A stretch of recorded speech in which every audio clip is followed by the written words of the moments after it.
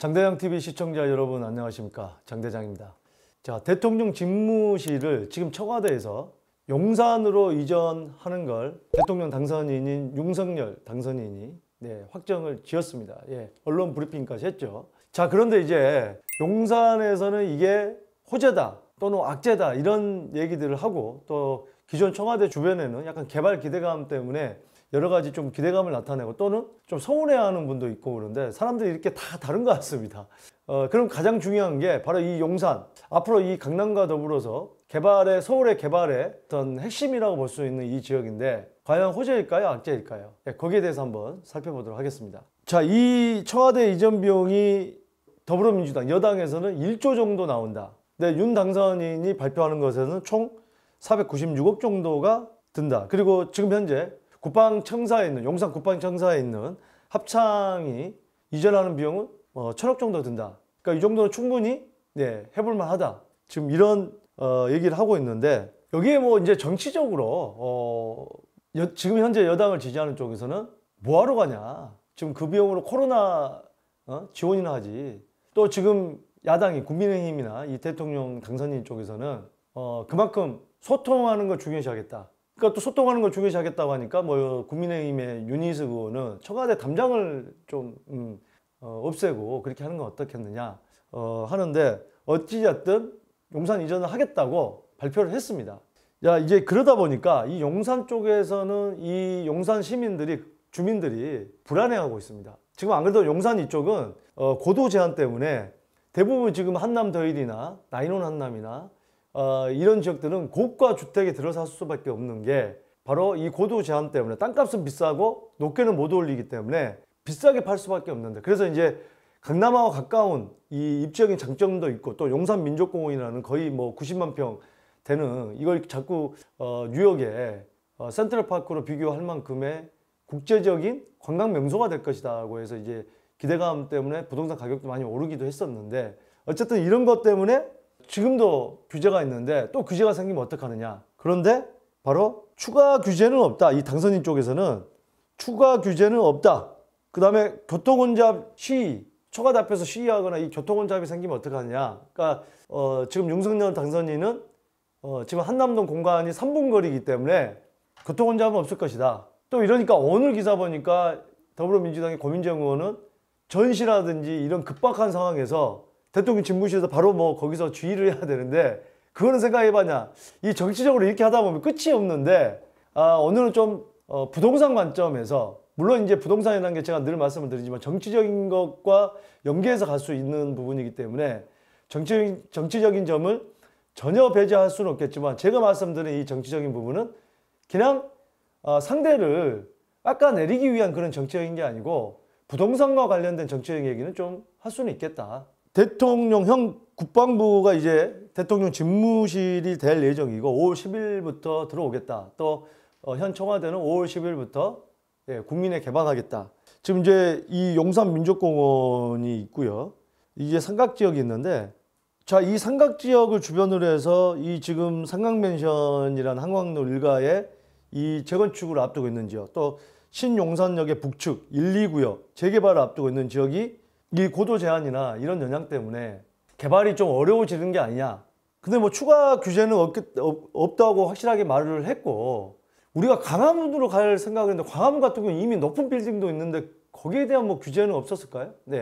그런 부분을 여러 가지 보면은 또 지금 당선인은 어쨌든 국민과의 소통을 중요시 한다고 해서 왔는데, 지금 이렇게 반대하는 어떤 사람들도 있는데, 지금 이 지역에 용산에 사는 이런 시민들을 재산권을 갖다 제약을 하면서까지 하겠느냐. 그런 점에서 볼 때 단순하게 우리가 대통령 집무실이 온다는 그런 것만 가지고 얘기할 게 아니고, 과연 이 구성원들, 인수위라든지 앞으로 청와대라든지 이런 여러 가지 국가적인 일을 하는 분들이 제약을 둘 것이냐. 제가 볼 때는 그럴 가능성은 약하다. 이 반대 여론을 갖다가 무마하고 좀 진정시키고 다독거려야 될 입장에서 제한을 둔다. 저는 그렇게 갈 가능성은 낮다고 봅니다. 오히려 지금 민족공원이나 이런 부분은 지금 거기 그 미군이 이전하고 나서 지금 진행 속도가 좀 더뎌지고 있는데, 오히려 국민한테 개방하기 위해서 빠른 속도로 아마 진행되지 않을까 하는 생각이 들고요. 또 용산 정비창, 어쨌든 여기도 망가구가 들어서기로 한 곳이고 여러 가지 그런 점에서 볼 때 이 삼각 지역에 들어서는 이 도로들, 그 고가 도로라든지 이런 도로들도 좀 길이 저도 가보면은 출퇴근 시간 꽤 막히는 어떤 그런 상황이 발생하는데 오히려 그런 부분도 차선을 늘린다거나 교통을 더 좋게 하는 여러 가지 방안이 오히려 나오지 않을까 하는 생각은 듭니다.